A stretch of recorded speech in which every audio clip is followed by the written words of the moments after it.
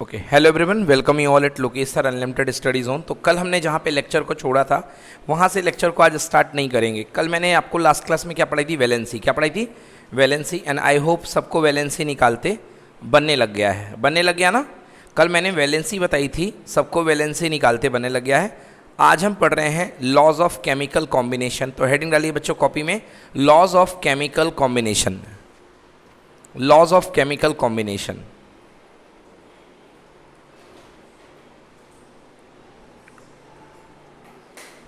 Laws of chemical combination.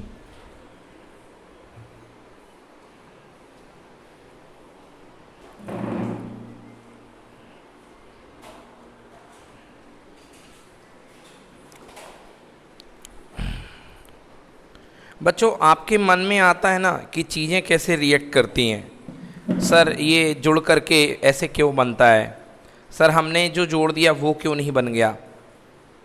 ये rule क्या है कि आप सर जो जोड़ते हो, मतलब केमिस्ट्री में जो चीज़ें आप मिलाते हो वही बनता है ना। मन में आया ना कभी कभी कि सर आप H2+O2 कहते हो तो H2O कहते हैं। क्या हम कुछ भी मिला के कुछ भी नहीं बना सकते हैं? है ना, Na+Cl, है ना। NaCl बनाने की एक अलग प्रोसेस है, उस पर बात नहीं करेंगे। मगर आप ये सोचते होंगे कि हम जैसे कुछ चीज़ें मिलाते हैं, दो चीज़ों को मिला करके एक नया प्रोडक्ट बनता है। जिन चीज़ों को हम मिलाते हैं बेटा उनको बोलते हैं रिएक्टेंट। क्या बोलते हैं उनको? रिएक्टेंट। और बेटा जो चीज़ें बनती हैं उनको हम प्रोडक्ट बोलते हैं। तो केमिस्ट्री में जो चीज़ों को मिलाते हैं, ओके, लेफ्ट साइड लेते हैं A+B, ये क्या कहलाता है बेटा? रिएक्टेंट। क्या कहलाता है? रिएक्टेंट्स। और बेटा इस तरफ जो C बनता है बच्चे, उनको हम क्या बोलते हैं? प्रोडक्ट। क्या बोलते हैं उसको हम? प्रोडक्ट। तो रिएक्टेंट को मिला करके प्रोडक्ट बनता है। बच्चों आपके मन में ये सवाल आना चाहिए कि सर ये कॉम्बिनेशन का बेसिस क्या है? कॉम्बिनेशन का बेसिस क्या है? ये कॉम्बिनेशन किस आधार पे होता है? ठीक ना। तो बेटा इनके लिए कुछ फिक्स लॉज हैं, इनके लिए कुछ फिक्स नियम हैं। इन नियमों को हम लॉ ऑफ केमिकल कॉम्बिनेशन बोलते हैं। क्या बोलते हैं? Law of chemical combination. For example आपकी घर में सभी लोग की मम्मियाँ सब्जी बनाती घर में, हाँ या ना। कच्चे वेजिटेबल को ला करके मिलाती हैं और क्या बनती है? सब्जी। यस और नो? आपने देखा होगा कि वो एक फिक्स रेशियो में चीज़ें मिलाती हैं। वो एक फिक्स रेशियो में चीज़ें मिलाती कि नहीं मिलाती हैं? सबसे पहले आप लोग आगे आ जाओ, आगे आओ, थोड़ा सा पीछे बैठे हुए हो, चलो आगे आओ। बस हाँ, इतना।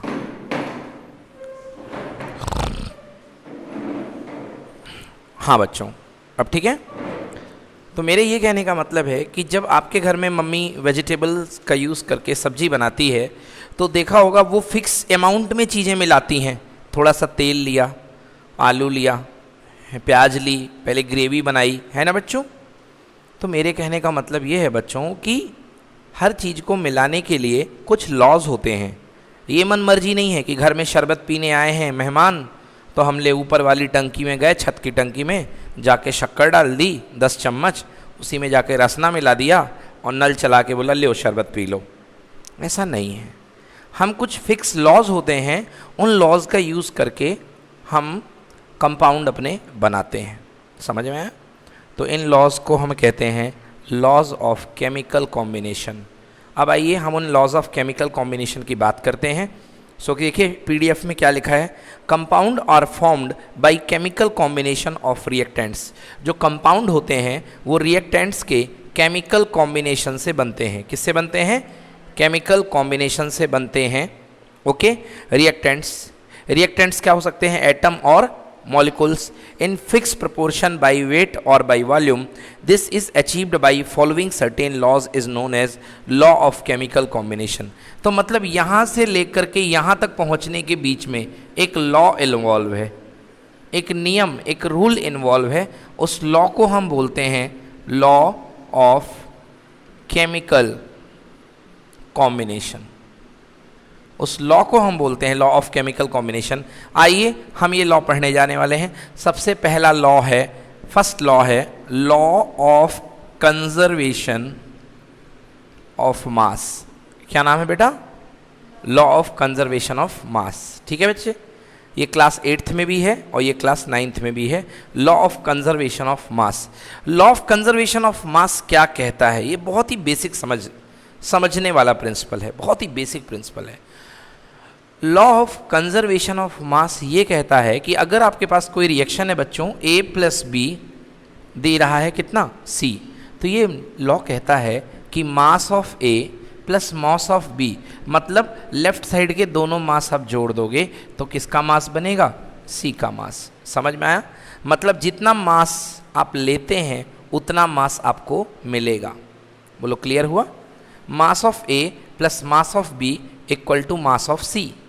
आपने A का मास लिया, B का मास लिया, दोनों को ऐड कर दिया, वही आपको एज अ मास मिलेगा। This is called law of what? Chemical combination के अंदर लॉ ऑफ कंजर्वेशन ऑफ मास। मतलब किसी केमिकल रिएक्शन में बेटा मास का नुकसान कभी नहीं होता है। अगर आप 2 ग्राम ए ले रहे हो, कितने ग्राम?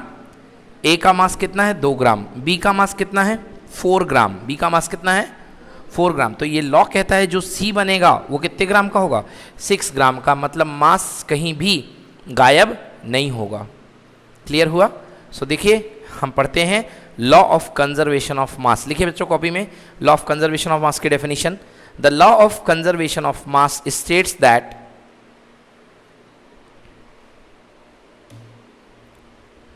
the law of conservation of mass states that the law of conservation of mass states that mass can neither be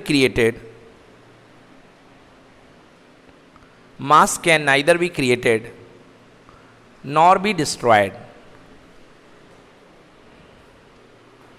mass can neither be created no. बेटा ये भी एनर्जी में भी लगता है और इसमें भी लगता है। मास can neither be created nor be destroyed. ना तो मास को आप बेटा पैदा कर सकते हो, ना तो मास को बेटा आप डिस्ट्रॉय कर सकते हो। मतलब मास जितना था बेटा उतना ही रहेगा। ठीक है ना? यहाँ पर कितना बच्चे, 6 है। यहाँ पर भी कितना बच्चे, 6 है। लेफ्ट में 6 था, राइट में भी 6 ही रहेगा। ऐसा नहीं कि इधर पे कोई आके जुड़ जाए या इधर पे कोई आके निकल जाए। मास जितना आप लोगे उतना ही रहेगा। फॉर एग्जाम्पल आप शरबत बनाते हो तो शरबत बनाने में अगर आपने 100 ग्राम क्या लिया, वाटर, 100 ग्राम क्या लिया, वाटर, और 10 ग्राम आपने शुगर ली, 10 ग्राम आपने।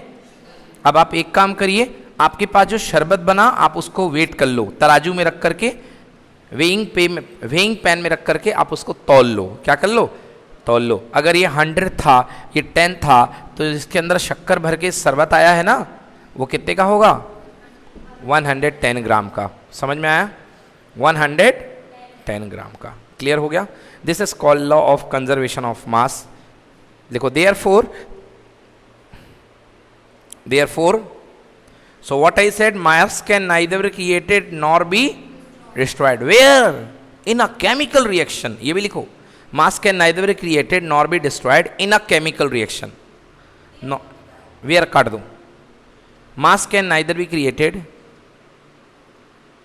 nor be destroyed in a chemical reaction. In a chemical reaction. बेटा कल से आपको PDF दे दूंगा ना, तो उसमें सब कुछ लिखा हुआ है, लिखने की कोई ज़रूरत नहीं रहेगी, वो तो नाम के लिए लिखते हैं हम लोग। In a chemical reaction, therefore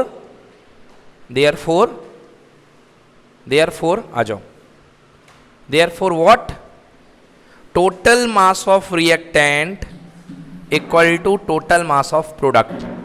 so write down, therefore total mass of reactant equals to total mass of products. इसलिए जो रिएक्टेंट का मास होगा वही प्रोडक्ट का मास होगा। जितना रिएक्टेंट होगा उतना ही प्रोडक्ट होगा। प्रिंस आप पिछली क्लास में एब्सेंट रह गए थे, आपके लिए जो वीडियोस हैं मैंने अपलोड कर दिए हैं, प्लीज़ देख लीजिएगा। ठीक है ना? Total mass of reactants equal to total mass of product. So this is बच्चों, ये है केमिकल कॉम्बिनेशन का law number 1, law of conservation of mass. आइए एग्जाम्पल देखते हैं बेटा इसका।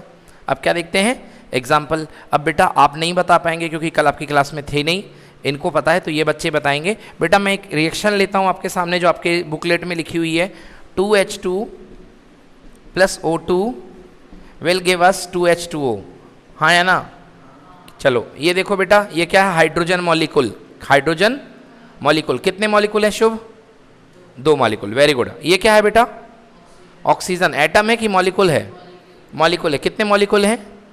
एक है, एक मॉलिक्यूल है, बिकॉज बाहर क्या लगा है? 1। क्या लगा है? कुछ नहीं लगा मतलब 1 लगा है, कुछ नहीं लगा मतलब 1 लगा है। और ये है H2O, ये क्या है? H2O, ये भी क्या है? मॉलिक्यूल है। और कितने मॉलिक्यूल बन रहे हैं? 2 मॉलिक्यूल। कितने मॉलिक्यूल बन रहे हैं? 2 मॉलिक्यूल। समझ गए ना? देखो ये इसके 2 पैकेट हैं, ये इसका 1 पैकेट है, और ये इसके 2 पैकेट हैं। अब हम देखना चाहते हैं कि क्या इस प्रोसेस में कंजर्वेशन ऑफ मास अप्लाई हो रहा है या नहीं हो रहा है। आइए देखते हैं बेटा। चलो इसका मास बताएगा, कौन बताएगा बेटा इसका मास? Yes, how much? गलती कर दी आपने, हाँ वेरी गुड, बिल्कुल सही। पूरे का मास कितना हुआ? 4 mu। क्यों हुआ बेटा? एक हाइड्रोजन का मास होता है 1 AMU, और एक हाइड्रोजन मॉलिक्यूल में कितने हाइड्रोजन एटम हैं? 2। तो 1 AMU टाइम्स 2 इक्वल टू कितना हो गया? 2 AMU, क्योंकि बेटा हाइड्रोजन 2 है ना। ये देखो, एक हाइड्रोजन का मास होता है 1 AMU, एक और हाइड्रोजन आ गया तो 1 + 1 टोटल कितने AMU हो गया? 2 AMU। अब 2 AMU के कितने लगे हैं बेटा? 2 लगे हैं, 2 मॉलिक्यूल्स, तो 2 2 ज़ा कितना हो गया? 4। तो मतलब इसका मास हो गया 4 AMU। नाउ ऑक्सीजन का मास, एक ऑक्सीजन का मास कितना होता है? 16 AMU। कल बताया था मैंने, 8O16 AMU। तो कितने ऑक्सीजन है बेटा? 2। तो 2 ऑक्सीजन का मास कितना होगा? 36 नहीं 32। कितना होगा? 32 AMU, बिकॉज 16 2 ज़ा 32, हाँ या ना? 16 2 ज़ा, हाँ 16 2 ज़ा 32। अब देखो बेटा इसको सॉल्व करते हैं। हाँ ये देखो H2O, H2O में कितने हैं हाइड्रोजन? 2। तो 2 हाइड्रोजन का मास कितना हुआ? 2 AMU। एक ऑक्सीजन का मास कितने AMU? 16 AMU। मल्टीप्लाई बाई कितना? 2। Multiply by 2। आइए देखते हैं, 4 + 32 हाउ मच बेटा? 36। यस और नो? 36 AMU लिख दो या 36 यूनिट्स लिख दो, बात एक ही है। अब इधर देखो, 16 + 2 कितना हुआ? 18। 18 2 ज़ा कितना? 36 यूनिट। आया समझ में कि नहीं आया? आ गया समझ में ना? 36 यूनिट। इस तरीके से यहाँ पर आपको आपके टोटल लेफ्ट में और राइट में मास दोनों इक्वल दिख रहे कि नहीं दिख रहे? दिख गए ना? सो कंजर्वेशन ऑफ मास यहाँ पे सेटिस्फाई हो रहा है। As there is no loss of mass of substance, the mass is conserved. You can see there is no loss of mass of substance in the both side, so mass is conserved. समझ में आया बच्चों? Clear हो गया? तो लेवोशायर, किस scientist ने, किस केमिस्ट ने? लेवोशायर। लेवोशायर ने इस लॉ को दिया था। किसने दिया था? हाँ, लेवोशियर भी बोलते हैं, लेवोशायर भी बोलते हैं। नहीं, ये लॉ ऑफ कंजर्वेशन ऑफ मास है। बस इसको दिया किसने था? ठीक है, इसको प्रोपोन्ड किसने किया था? लेवोशियर ने। चलिए नोट कर लिया आपने? नोट कर लीजिए इसको, आपके बुकलेट में भी लिखा हुआ है, कोई ज़्यादा ज़रूरत नहीं है। ओके, अब हम बात करते हैं law of constant proportion.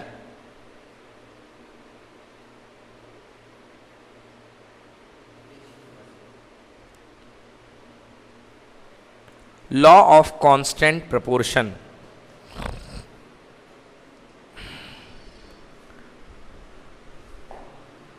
Law of constant proportion.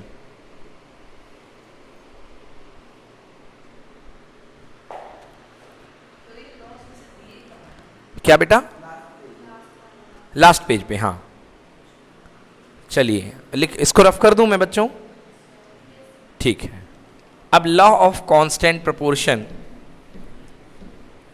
Law of constant proportion कहता है irrespective of the sources, irrespective of the sources. ठीक है ना? यहाँ पे फ्लैश आ रहा है, इसको मैं ब्लैक कर दूं इतने पार्ट को, इसमें मैं नहीं लिखूंगा बस इसमें, क्योंकि फ्लैश आ रहा है। ठीक है ना? तो law of constant proportion, law of constant proportion. बच्चा लॉ ऑफ कांस्टेंट प्रोपोर्शन क्या कहता है? ये लॉ कहता है इरिस्पेक्टिव ऑफ द सोर्सेस। इस चीज से मतलब नहीं है कि आपका सोर्स क्या है, इस चीज से मतलब नहीं है कि सोर्स क्या है। आपके पास अगर कोई भी कंपाउंड है, अगर कोई भी कंपाउंड है, कोई भी मॉलिक्यूल है, तो उसमें उनके एटॉमिक मास का रेशियो हमेशा सेम बना रहता है। एटॉमिक मास का रेशियो हमेशा सेम बना रहता है। कैसे? आओ देखो, तब ज़्यादा समझ में आएगा। बेटा मैं वाटर की बात कर रहा हूँ, H2O। किसकी बात कर रहा हूँ? H2O। चाहे H2O आप लेक का पानी ले लो, चाहे आप वेल का पानी ले लो, कुएं का, चाहे आप समुंदर का पानी ले लो, चाहे आप ग्राउंड वाटर ले लो, चाहे आप टैप वाटर ले लो, चाहे इंडिया का पानी ले लो या ऑस्ट्रेलिया का पानी ले लो। समझ में आया? कहीं का भी पानी ले लो, अगर आप उसमें बाई वेट, क्या मैंने बोला? बाई वेट या बाई मास, अगर आप रेशियो निकालते हो तो वो रेशियो हर जगह आपको बराबर मिलेगा। आइए देखते हैं। जैसे यहाँ पर H2O में दो चीज़ें हैं, हाइड्रोजन कितने हैं, ऑक्सीजन कितने हैं? एक। यस और नो? 1 ऑक्सीजन है, 2 हाइड्रोजन है और 1 ऑक्सीजन है। बोलो। चलो ठीक है, 1 ऑक्सीजन है। बोलो, आ गया समझ में ना? इसको ऑक्सीजन बस रहने दो, नहीं तो 10 दिखता है। क्या दिखता है? 10। बेटा 2 हाइड्रोजन है और 1 क्या है? ऑक्सीजन है। अब इनका आप रेशियो निकालो। क्या निकालो? रेशियो। कहीं भी रेशियो निकालो। कैसे निकलेगा? 2 हाइड्रोजन का मास, 1 हाइड्रोजन का मास कितने यूनिट होता है? 1 यूनिट। तो 2 हाइड्रोजन का मास कितने यूनिट होगा? 2 यूनिट। 1 ऑक्सीजन का मास कितना होता है? 16 यूनिट। तो बेटा आप कहीं का भी पानी इस्तेमाल कर लीजिए, कहीं का, इरिस्पेक्टिव ऑफ द सोर्स, आप अगर निकालेंगे रेशियो तो कितना आएगा? 1:8, बिकॉज 2 8 जा 16। समझ में आया कि नहीं आया? आ गया समझ में ना? तो इसको बोलते हैं हम लॉ ऑफ कांस्टेंट प्रोपोर्शन, या है ना, इसी को हम बोलते हैं लॉ ऑफ कांस्टेंट प्रोपोर्शन। आप कहीं का भी रेशियो निकाल लें, आपको रेशियो फिक्स मिलेगा। डिपेंड नहीं करता है कि आपने कहाँ का सोर्स लिया है, इरिस्पेक्टिव ऑफ द सोर्स, बिना सोर्स की परवाह किए आप कहीं का भी कंपाउंड उठा लें, उस कंपाउंड में जो उसके छोटे छोटे एटम होंगे उनके एटॉमिक मास का रेशियो हमेशा क्या होगा? सेम होगा, फिक्स होगा और सेम होगा। इंडिया का पानी पियो या श्रीलंका का पानी पियो, ऐसा नहीं होगा कि इंडिया के पानी में ऑक्सीजन और हाइड्रोजन का रेशियो 1:8 है और श्रीलंका वाले में पानी में 1:9 हो जाए, कि श्रीलंका का पानी अलग और इंडिया का पानी अलग। ऐसा नहीं है, वो एक अलग बात है। बोलोगे सर पानी फिर खट्टा होता है, कहीं का पानी कड़वा होता है, कहीं का मीठा होता है, वो क्या है? वो इम्प्योरिटी है। वो क्या है? इम्प्योरिटी है, वो सॉल्ट है। अब बच्चे ने बताया एक सॉल्ट NaCl, क्या बताया? NaCl। तो भैया NaCl तो समुद्र के पानी में मिला रहता है, मैं नमक की बात नहीं कर रहा हूँ, मैं पानी की बात कर रहा हूँ। दूसरा बच्चा बोलेगा सर और तो समुद्र के पानी में MgCl2 मिला रहता है। क्या मिला रहता है? Magnesium chloride. क्या मिला रहता है? तो बच्चों तमाम तरह के सॉल्ट रहते हैं पानी में, तमाम तरह के सॉल्ट रहते हैं। समझ में आया? हाँ, मैग्नीशियम भी होता है समुद्र के पानी में, समुद्र के पानी में मैग्नीशियम का भी सॉल्ट होता है। इवन जो आपके घर में पानी आता है उसमें भी सॉल्ट हुआ करता है। आई बात समझ में? देखना चाहोगे घर के पानी में सॉल्ट? दिखाएं क्या? चलो दिखाते हैं। देखिए बच्चों, ये रॉड दिख रही है आप सभी को, तो ये रॉड क्या है? इमर्शन रॉड है। क्या रॉड है? मतलब ये पानी को गर्म करने वाली रॉड है ना? आप सभी के घर में होगी, है ना? पानी, भाई पानी घर में गर्म करते हो, हीटर गीज़र लगा होगा, गीज़र लगा कि नहीं लगा? चलो ठीक है भाई, दो ही चॉइस है बच्चों, या तो गीज़र लगा होगा या ये होगा। बोलो हाँ। अच्छा, गीज़र यदि लगा है तो कई लोगों के यहाँ गीज़र की सफाई हुई होगी कभी ना कभी। गीज़र का टैंक जो होता है, जो कटोरा अंदर से जिसमें पानी भर के गुंडी में गर्म होता है, वो भी साफ़ करने वाला कई बार आया होगा, खोल करके साफ़ किया होगा तो देखे होगे वाइट कलर का कचड़ा निकलता बहुत ज़बरदस्त वाला, अगर देखा हो तो। अब वो कचड़ा मैं आपको यहाँ पर निकाल के दिखाऊंगा। समझ में आया? वो कचड़ा मैं आपको यहाँ पर निकाल के दिखाऊंगा। ये देखिए, आपको ये सॉल्ट दिख रहा है ये दिख रहा है वाइट कलर का, ये क्या है? मेरे घर का जो पानी है ना बेटा, उसी पानी में जो सॉल्ट होता है ना, जिसको आप कहते हो कैल्शियम क्लोराइड, क्या बोलते हो? Calcium chloride, calcium carbonate, magnesium chloride. हालांकि मेरे घर के पानी में मैग्नीशियम नहीं है, मैग्नीशियम नहीं है ना, थोड़ा कैल्शियम होगा, है ना, कैल्शियम तो ज़रूर होता है, कटनी के पानी में कैल्शियम बहुत है, तो इसलिए देखो ये रॉड बहुत सफ़ेद हो गई है। क्या हो गई है? बहुत सफ़ेद हो गई है, ठीक है ना, यस। तो ये वॉइड, ये बहुत सफ़ेद हो गई है। अब आइए देखते हैं अब अपन इसके ये वाइट कलर को छुटा के दिखाएंगे आपको। ये वाइट कलर जो है इसके ऊपर सॉल्ट है, क्या ये? सॉल्ट है। सॉल्ट का मतलब केवल खाने का नमक नहीं होता है, कई तरीके के सॉल्ट होते हैं। आपको तो केवल एक सॉल्ट मालूम है जो आप खाना में खाते हो, बहुत तरीके के सॉल्ट होते हैं। समय आने पर मैं आपको ढूंढ ढूंढ के दिखाता जाऊंगा। कई तरीके के सॉल्ट होते हैं, जिनमें से एक सॉल्ट बेटा ये है, ठीक है ना। अब ये जो सॉल्ट है, ये जो सॉल्ट है इसको अपन दिखाते हैं अलग करके। पहले आपको मैं टच करवाऊंगा, फिर उसके बाद इसको अलग करेंगे हम लोग, हैं। चलिए तो हेडिंग डालिए बच्चों, law of constant proportion. Law of constant proportion क्या कहता है? लॉ ऑफ कांस्टेंट प्रोपोर्शन लिखिए, irrespective of the source, irrespective of the source, मतलब इस चीज से मतलब नहीं है कि सोर्स कहां से है। Irrespective of the source, irrespective of the source, a chemical compound always contain, a chemical compound always contains exactly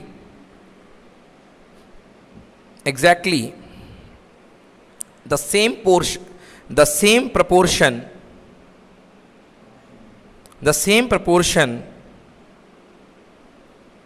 of elements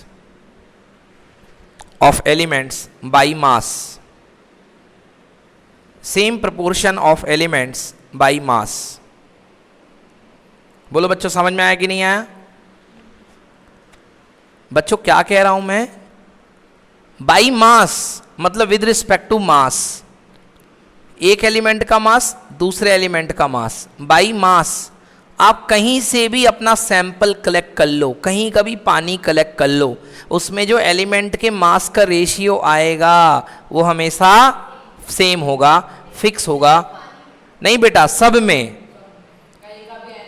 कोई का भी NaCl ले लो, कहीं का भी NaCl ले लो, इंडिया का।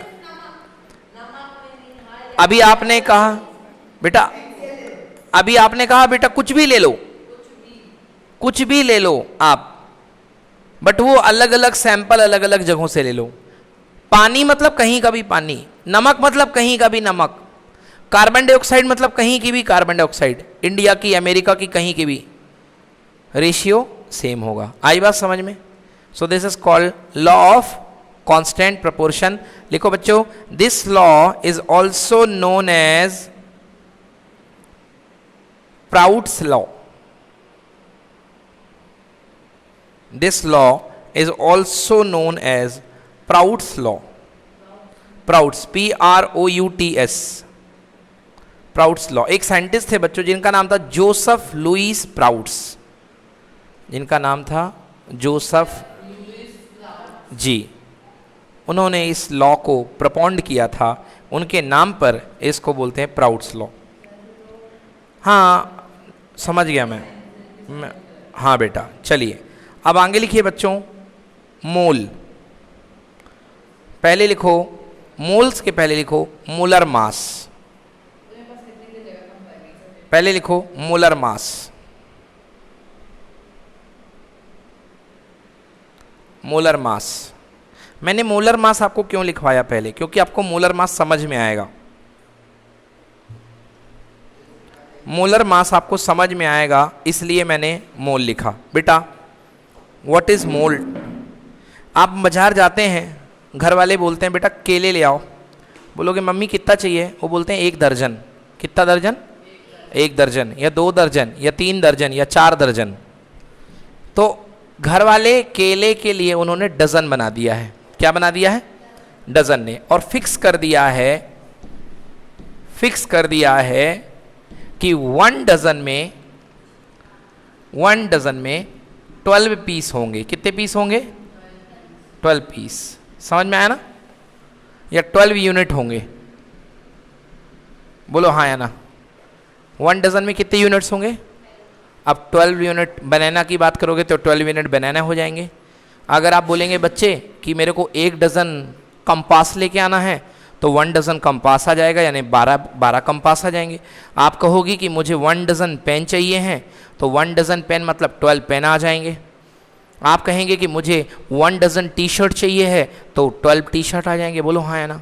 केमिस्ट्री में भी एक क्वांटिटी बनाई गई जिसमें बहुत सारी यूनिट्स आ जाती हैं, खूब सारी चीजें आ जाती हैं, उसका नाम पड़ गया मोल। क्या पड़ गया? मोल। अब बोलोगे सर 1 मोल कितना है? तो बेटा जैसे डजन है वैसे केमिस्ट्री में मोल है, and 1 mole equals to 6.023 into 10 की पावर 23 यूनिट्स। बहुत ज्यादा है। 10 की पावर 23। अरे बाप रे, कितने सारे जीरो लगेंगे। बिल्कुल आ गया समझ में। मतलब 1 मोल में इतनी क्वांटिटी है। अब जैसे कह दे शुभ कि मेरे को 1 मोल बनाना चाहिए। कितने मोल बनाना चाहिए? 1 मोल बनाना। हालांकि लॉजिकली देखा जाए तो 1 मोल बनाना गलत कहना है, क्योंकि मोल केमिकल क्वांटिटी है, अमाउंट ऑफ मैटर को नापने की। समझ गए ना? ये अमाउंट ऑफ मैटर नापने की क्वांटिटी है, बनाना नापने के लिए मोल नहीं बनाया गया है। समझ में आया? फिर भी अगर आप कहोगे कि मेरे को 1 मोल बनाना चाहिए है, मतलब 6.023 इंटू 10 की पावर 23 पीस बनाना। समझ में आया कि नहीं आया?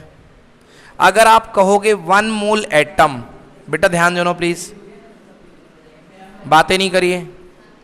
1 मोल एटम, 1 मोल एटम का मतलब 6.023 इंटू 10 की पावर 23 एटम्स। बोलो क्लियर हुआ? आप कहोगे 1 mole molecule, 1 mole molecule of NaCl, 1 mole molecule of NaCl, तो मतलब कितना? 6.023 इंटू 10 की पावर 23 NaCl के क्या? मॉलिक्यूल। समझ में आया कि नहीं आया? मतलब मोल क्या होता है? हाँ, वेरी वेल डन बेटा, अभी इस पर बात करेंगे हम। सो 1 मोल बनाना, 1 मोल एटम मीन 6.023 इंटू 10 की पावर 23 एटम। 1 मोल मॉलिक्यूल मतलब इतने सारे एटम्स, इतने सारे मॉलिक्यूल। समझ में आया बच्चों? मतलब मोल लगाने से एक बड़ी अमाउंट में आपको एटम मिल जाते हैं।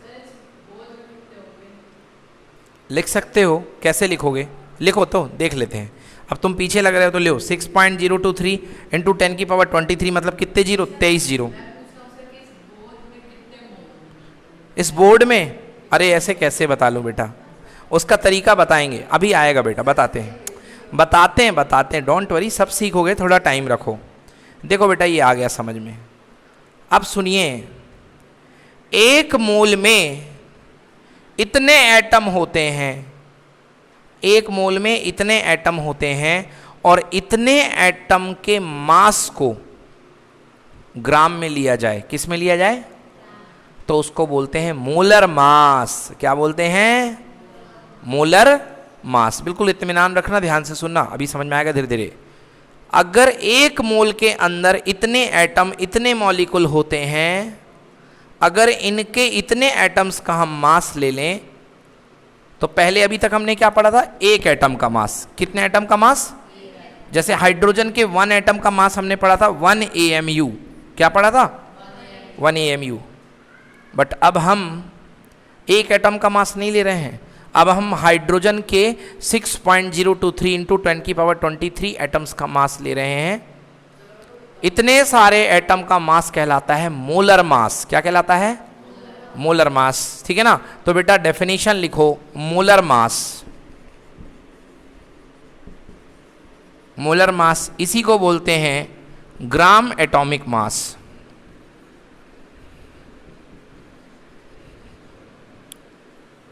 मोलर मास या gram atomic mass.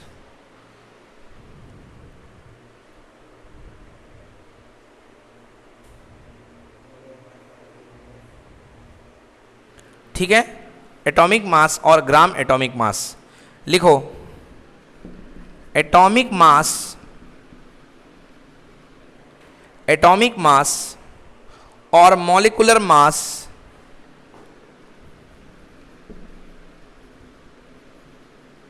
molecular mass in gram is called molar mass. Atomic mass or molecular mass in gram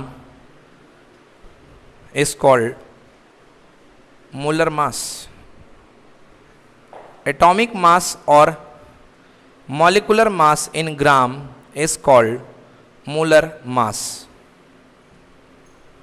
आइए समझते हैं इस बात को।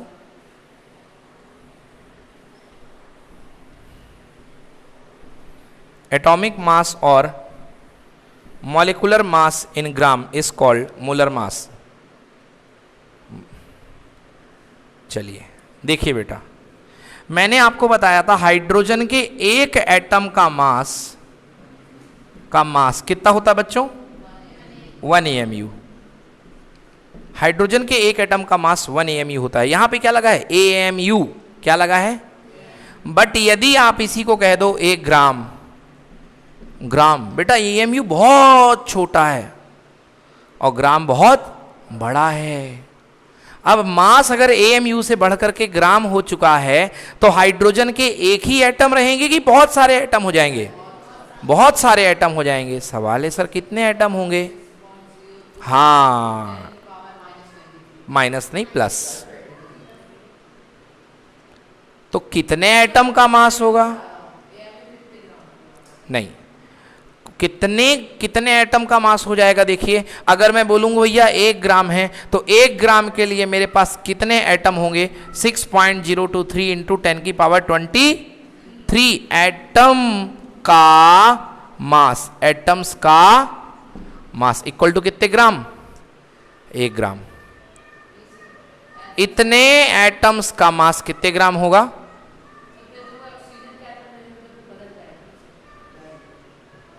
इतने एटम का मास कितने ग्राम होगा? 1 ग्राम। समझ में आया? मतलब जो आपके पास चीज AMU में है उसी को अगर आप ग्राम में ले लो, उसी को किस में ले लो?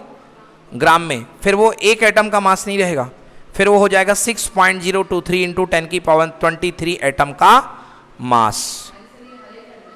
मतलब ये इतने एटम का मास है, मतलब ये 1 मोल, इतने एटम मतलब कितना? 1 मोल हाइड्रोजन एटम का मास इक्वल टू कितने ग्राम? 1 ग्राम। कितने ग्राम? 1 ग्राम। और बेटा इसी को हम बोलते हैं मोलर मास। क्या बोलते हैं बच्चों? Molar mass equal to how much?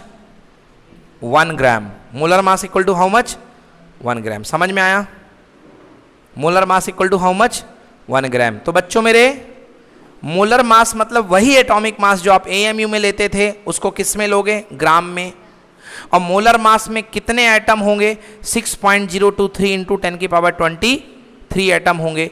और मोलर मास का ही दूसरा नाम है gram atomic mass. Gram atomic mass कितना है बेटा? 1 ग्राम। समझ में आया? ग्राम एटॉमिक मास कितना है? 1 ग्राम। बोलो क्लियर हुआ? ग्राम एटॉमिक मास कितना हुआ? 1 ग्राम। इसमें क्या दिक्कत है? दूसरा एग्जाम्पल देखो। चलो इसकी बेटा फोटो ले लो इसका। ग्राम एटॉमिक मास हो गया 1 ग्राम। ठीक है, चलिए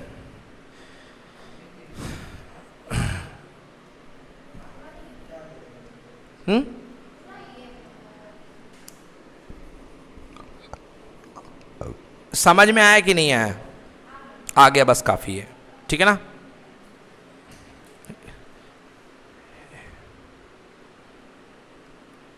अभी एक और एग्जाम्पल कराता हूँ और अच्छे से क्लियर करता हूँ। चलो देखो इधर अब,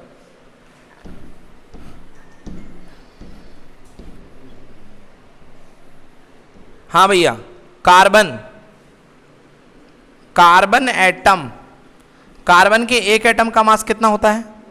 12 क्या? AMU। Very good. कार्बन के एक एटम का मास कितना होता है? 12 AMU। क्यों होता है बेटा? देखो 6C12, कार्बन का सिंबल क्या होता है? 6C12। ये होता है बेटा मास। क्या होता है ये? मास। कार्बन के एक एटम का मास 12 AMU है। बट मैं कार्बन का 12 ग्राम ले लूं, कितने ग्राम? हाँ, तो कार्बन का अगर मैं 12 AMU की जगह कार्बन की अगर मैं 12 ग्राम मास ले लूं, तो बताओ इसके अंदर एक एटम होंगे कि ज्यादा एटम होंगे?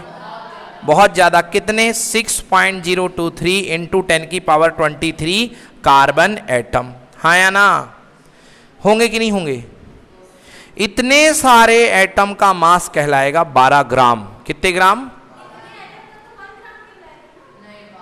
वो हाइड्रोजन था, ये क्या है? कार्बन है।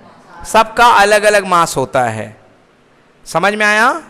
हाइड्रोजन का मोलर मास 1 ग्राम, कार्बन का मोलर मास 12 ग्राम। अब आप कहोगे सर हमें क्यों नहीं बन रहा है? ये एक क्लास का फर्क है, आप चूक गए ना कल की क्लास में। कोई बात नहीं, बाद में बन जाएगा। हाइड्रोजन का सिंबल होता है बेटा 1H1। बोलो मास कितना दिख रहा? 1। कार्बन का मास सिंबल होता है बेटा 6C12। बोलो मास कितना दिख रहा है? ये 1 और 6 क्यों लिखा है? क्योंकि ये क्या है? बोलो एटॉमिक नंबर। क्या है ये? जैसे आपकी क्लास का रोल नंबर है, वैसे इन एटम का भी नंबर है। उनका नाम क्या है? Atomic number. समझ में आया? अभी के लिए ध्यान रखो कि एटॉमिक नंबर है, बाकी के लिए वीडियोस आपको मिल जाएंगे, आज पढ़ लीजिएगा। देखिए से कम बैक, तो 6.023 इंटू 10⁻23 कार्बन एटम का मास कितने ग्राम? हाँ, और इतने कार्बन एटम मतलब क्या? 1 क्या? 12 ग्राम तो है, मगर इतने कार्बन एटम को क्या बोलेंगे हम? 1 मोल। कितने मोल? 1 मोल। आया समझ में ना? So this is what? 1 mole carbon atom equal to 12 gram. समझ में आया? 1 mole carbon atom equal to 12 gram. Clear हो गया? बन जाएगा कि नहीं बनेगा? So what is mole? एक मोल क्या है? किसी केमिकल की वो क्वांटिटी। बेटा एलिमेंट भी हो सकता है, एटम भी हो सकता है, मॉलिक्यूल भी हो सकता है, आयन भी हो सकता है। समझ में आया? केला लेने गए तो 1 मोल केला, हाँ या ना? 1 मोल केला। बॉटल लेने गए तो 1 मोल bottle.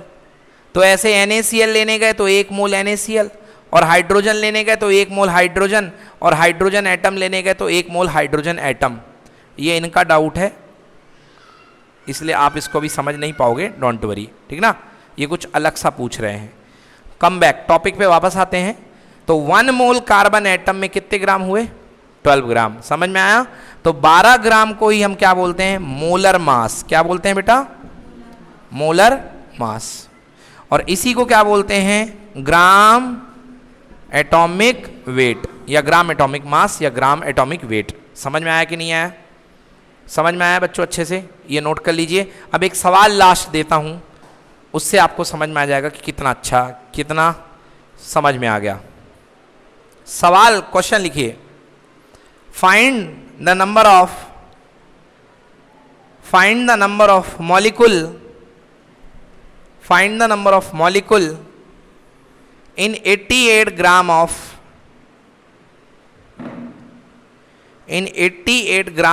carbon dioxide. Find the number of molecule in 88 gram of carbon dioxide. 88 gram carbon dioxide में कितने मॉलिक्यूल? बोलो बेटा। एक मिनट पहले उसको बोलने दो। हाँ बोलो। चलो हाँ, वेरी गुड, बिल्कुल सही, वेरी गुड। देखिए इसने दिमाग लगाया, इसने पहले यह देखा कि भैया कार्बन डाइऑक्साइड का मास कितना होता है, तो कार्बन डाइऑक्साइड का, कार्बन का मास कितना 12, कार्बन के एक एटम का मास कितने एमयू बेटा 12 एमयू, ऑक्सीजन के एक एटम का मास कितना होता है 16, तो 16 का डबल कितना हो गया 32 एमयू बेटा, 32 प्लस 12 बोलो कितने हो गया 44 एमयू। मतलब एक कार्बन डाइऑक्साइड का मॉलिक्यूल कितने एमयू का है, कार्बन डाइऑक्साइड का एक मॉलिक्यूल 44 एमयू का है। तो कार्बन डाइऑक्साइड का 1 मोल कार्बन डाइऑक्साइड का 1 मोल कितने ग्राम का होगा 44 ग्राम का होगा, क्योंकि जो चीज वहां एएमयू में होती है मोल के लिए किस में हो जाती है ग्राम में। बोलो हाँ, क्लियर हुआ कि नहीं हुआ। कार्बन का एक मोल, कार्बन डाइऑक्साइड मॉलिक्यूल का एक मोल कितने ग्राम का होगा 44 ग्राम का। अब ये बताइए हमें टोटल कार्बन डाइऑक्साइड कितने ग्राम दी गई है 88 ग्राम दी गई है ना। कितने कार्बन डाइऑक्साइड दी गई है 88 ग्राम, कितनी दी गई है 88 ग्राम, और एक मोल कितने ग्राम का होता है, और हमको दी गई कितनी है, मतलब कितने मोल है अपने पास 2 मोल। कितने मोल है, अरे भैया एक मोल 44 ग्राम की है और 88 ग्राम की दी गई है, मतलब अपने पास कितने मोल हैं 2 मोल। मतलब अपने पास कार्बन डाइऑक्साइड के कितने मोल हैं 2 मोल हैं। एक मोल में नंबर ऑफ क्या कार्बन डाइऑक्साइड मॉलिक्यूल, क्योंकि बात मॉलिक्यूल की कर रहे हो तो मॉलिक्यूल मिलेगा, एटम की बात करते तो एटम मिलता। तो एक मोल कार्बन डाइऑक्साइड में कितने मॉलिक्यूल होते हैं 6.023 इंटू 10 की पावर 23। तो 2 मोल में कितने होंगे 6.023 इंटू 10 की पावर 23। समझ में आया, क्लियर हुआ कि नहीं हुआ। चलिए तो ये है मोल कंसेप्ट, ठीक है ना। अब हम आपको एक फॉर्मूला लास्ट बता रहे हैं नंबर ऑफ मोल निकालने का। क्या निकालने का, नंबर ऑफ मोल। बस ये फॉर्मूला लिखो, number of moles equal to given weight या given mass upon molecular mass, given mass upon molecular mass. Number of moles निकालने का तरीका बेटा डोंट वरी, मैं खूब प्रैक्टिस कराऊंगा नंबर ऑफ मोल्स की। अभी इतना जल्दी नंबर ऑफ मोल्स बनता नहीं है किसी से। मोल इस चैप्टर का सबसे टफ कंसेप्ट है, धीरे धीरे धीरे धीरे सीखेंगे। तो number of moles equal to given mass upon molecular mass. समझ में आया कि नहीं आया। गिवन मास देख लो, number of moles equal to given mass upon molecular mass. बोलो गिवन मास कितने ग्राम है 88 ग्राम, 88 ग्राम। और मॉलिक्यूलर मास नहीं लिखो, मोलर मास। कौन सा मास, मोलर मास। बोलो मोलर मास कितने ग्राम है 44 ग्राम, 44 ग्राम। डिवाइड कर दो, बोलो कितने मोल आ गए 2 मोल्स। कितने मोल आ गए, अब आया समझ में, ठीक है। चलिए तो आज के लिए इतना ही। हाँ 2 की जगह 88 क्यों लिखोगे बेटा। बेटा हमसे पूछा गया है कि कार्बन डाइऑक्साइड के टोटल कितने मॉलिक्यूल्स हैं, एक मोल में कितने मॉलिक्यूल होते हैं, इतने होते कि नहीं होते। तो 2 मोल में 2 मल्टीप्लाई बाई इतने मॉलिक्यूल होंगे ना। समझ में आया, क्या बोल रहे हो। नहीं नहीं है बस।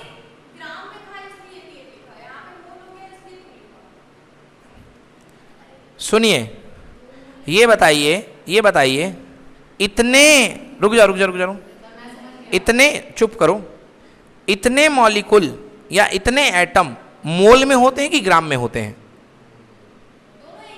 नहीं है एक ही चीज। इतने एटम मोल में होते हैं, किस में होते हैं। तो नंबर ऑफ मोल निकालो, नंबर ऑफ मोल टोटल कितने निकले, और हर मोल में कितने एटम होते हैं इतने। तो 2 मोल में 2 मल्टीप्लाई बाई इतने एटम।